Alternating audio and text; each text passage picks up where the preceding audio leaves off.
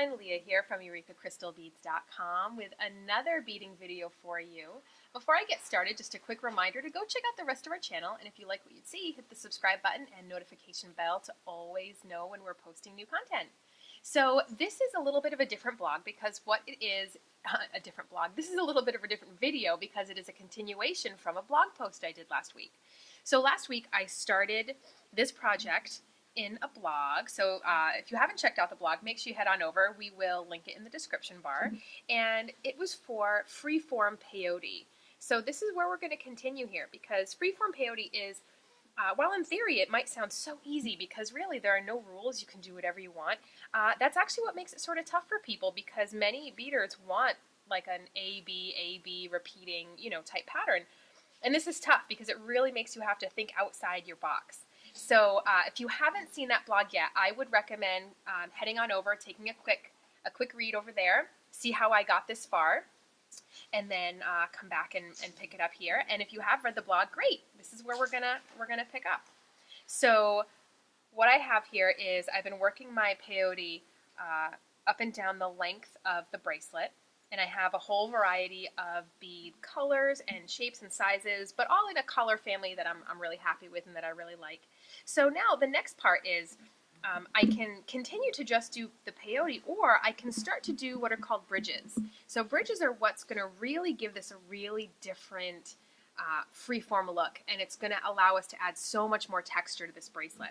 So all I'm doing is right here, let me give you a nice good close-up of where we're at.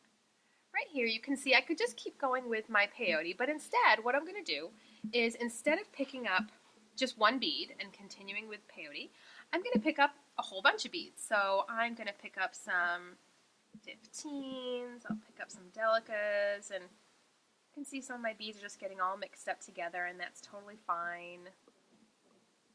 There we go. Nice little section of beads. Again, there's no pattern here. Again, sort of the beauty of Freeform Peyote. And what I'm going to do is just head on over into another bead. Now I can have this bridge bow out as much as I want, or I can have it lay along the bracelet as much as I want. It's really up to you.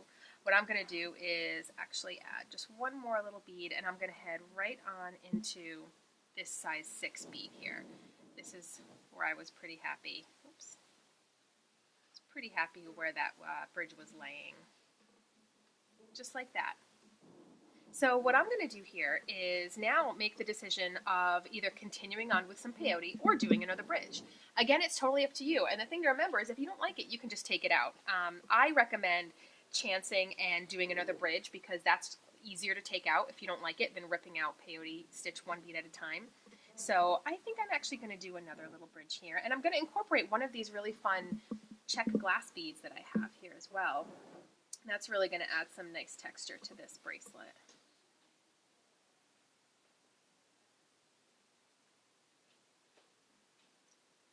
And I'm just picking up the beads randomly, or you can pick up a pattern if you'd like, but I think the whole beauty of Freeform Peyote is that we're kind of getting away from patterns here. So I think I'm going to add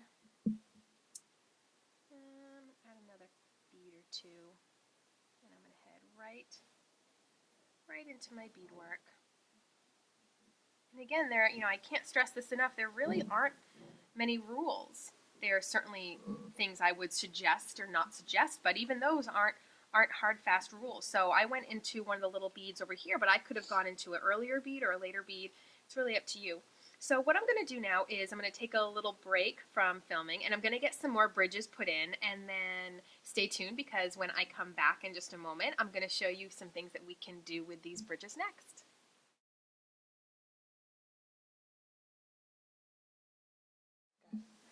Okay, so what you can see that I've done here is I've added bridges along both sides. So I had started here, I did these 2 bridges which you saw me do. I went up this side and then just traveled through my peyote here at the tip, came down and did some bridges down this side. As you can see, sort of anything goes. If you're ever not sure where to put your needle, just take a guess. There's really no right or wrong place to do things. So what I'm going to do now is show you what you can do with those bridges. So where I am now, I have a little bit of peyote that I have to do to get to that bridge, although it should be noted, if I didn't want to add any more bulk to this area, I can certainly just travel through my beads to get to the bridge. You don't have to do anything where you don't want to, which I know is sort of a weird concept for some people. But I'm going to go ahead and plug some beads in there, a little bit of a different color. Again, because of the whole freeform nature of this bad boy. Head right down through a couple of beads there now just to get to my bridge. And now I'm going to start to do peyote off of the bridge. So you get a lot of really fun texture with this project. Let me get my needle in there. Now as far as what beads to pick up, again, it's up to you. What I'm going to do to start, just like I explained in the blog when I first started the project, is just to get the peyote on my bridges started, I'm going to pick up whatever bead that's the same bead my needle is, or my thread is coming out of currently. Just for the first pass, just to make it a little bit easier, take a little bit of the thought out of it. We don't want every step to be stressful. So I'm going to start to do some peyote here. So now I'm coming out of one of my little aqua colored Delicas, so that's the next one I'm going to pick up. Picking up some of my 11s. And, but like I said, you don't have to do that at all. If you decided that, you know what, I laid down a lot of purpley pink in this bridge, I think I want the next line to be more of my bluey greens, that's fine too. Okay. Just want to get this bridge done so that way you can see what the finished, or well, not finished bridge, but what this step on the finished bridge looks like anyway. Now, as my bridge gets down close to the beadwork, give you a nice good close-up view. This little area here, while it would call for a Delica based on what I said I wanted to do, the space after it's pretty small, so I am going to pick up a 15 for that. Again, there's no rules here. I can do whatever I like, you can do whatever you like. There we go. Get in there.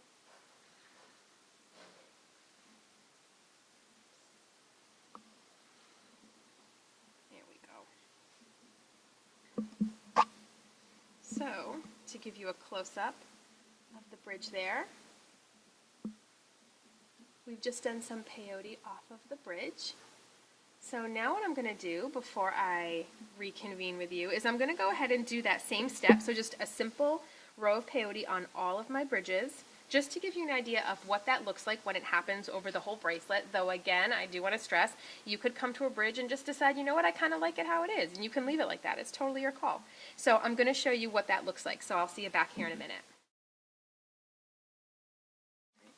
All right, welcome back, folks. So to review what I just did in our little break here, I went over all of the bridges and I added in a row of peyote on top of them. And something I did want to point out about the bridges that I neglected to before, when I created them, I made sure that I sort of staggered them. So by that I mean, if this bridge went from here to here, I made sure that the bridge on the other side sort of went over that portion where they met. So they weren't just going, you know, like this together. They sort of went kind of like that, if that makes sense.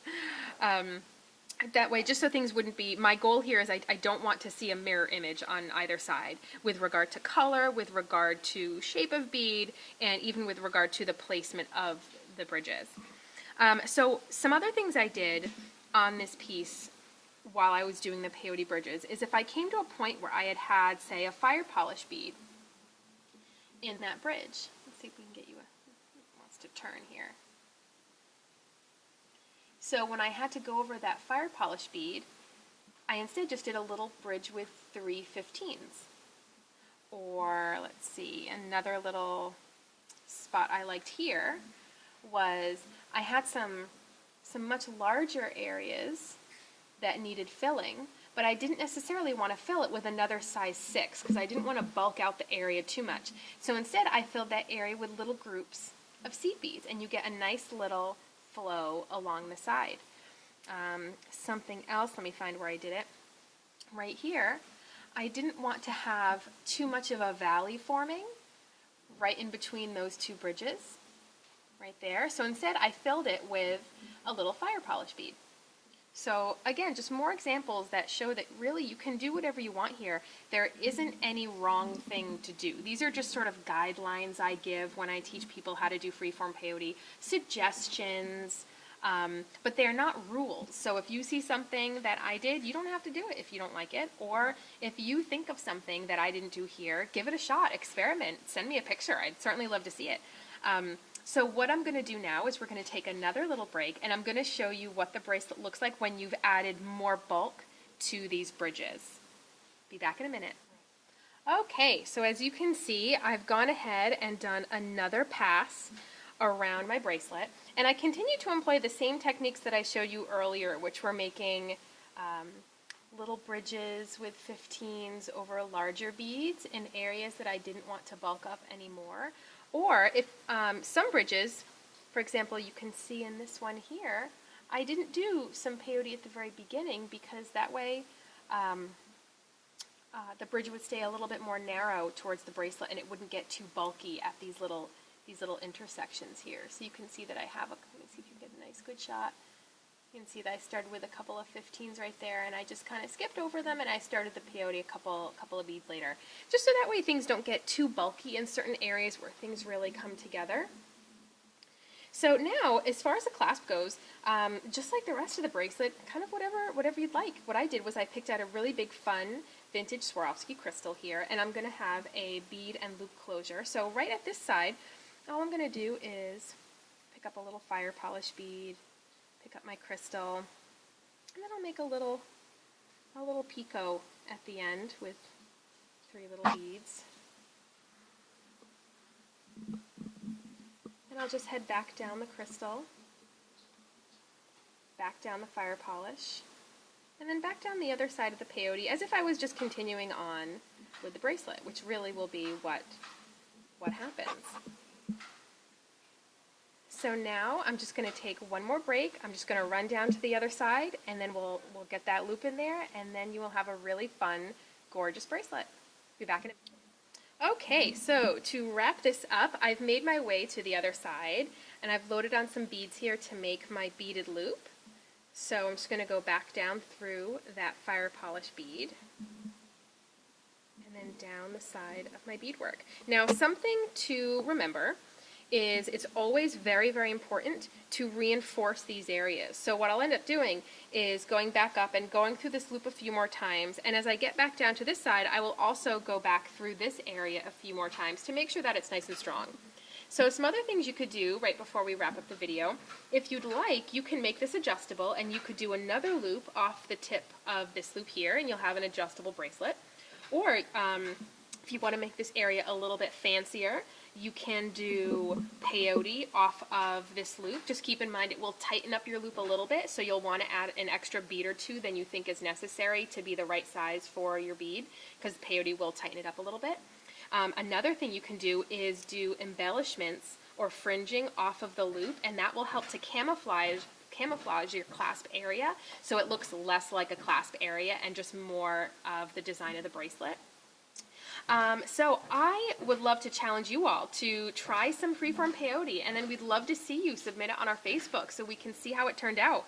And if you're not sure about getting started as far as what beads to select, make sure to go back and check out that blog. That'll be the best way to get started, that blog post. Again, we're going to link it below.